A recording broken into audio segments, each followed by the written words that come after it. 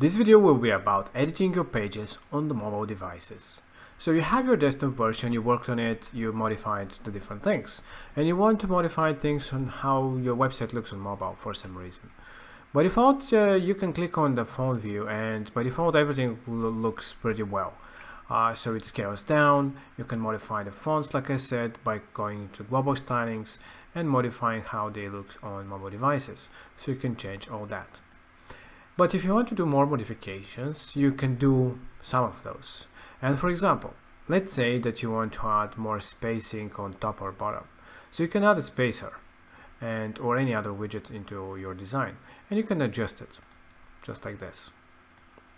And by adding any widget or block, you see that you have this blue phone icon. That means that this widget will only be available on mobile. So when you save, for example, and go on desktop, you will see that you will not have spacers. You only have the normal margins that you already had. Alright, so what else you can do? You want to modify the looks and things like this. Keep in mind that if you modify anything here, you'll change it also on desktop view. So if you want to completely modify this section, for example, you can simply copy it and then hide it for phone and from tablet.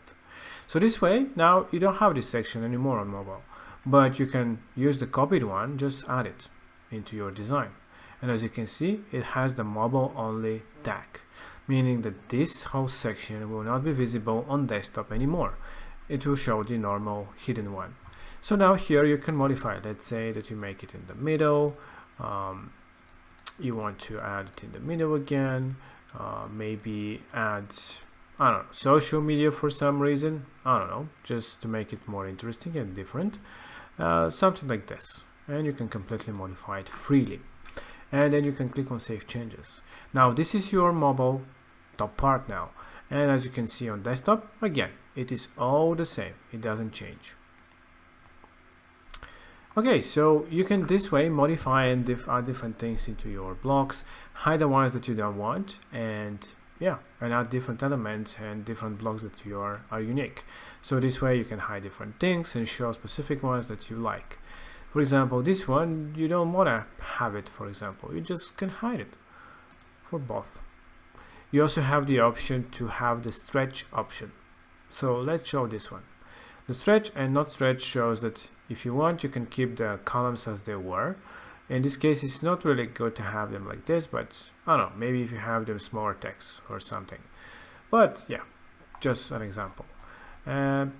Here you can modify different things again, spacings, etc., add different things.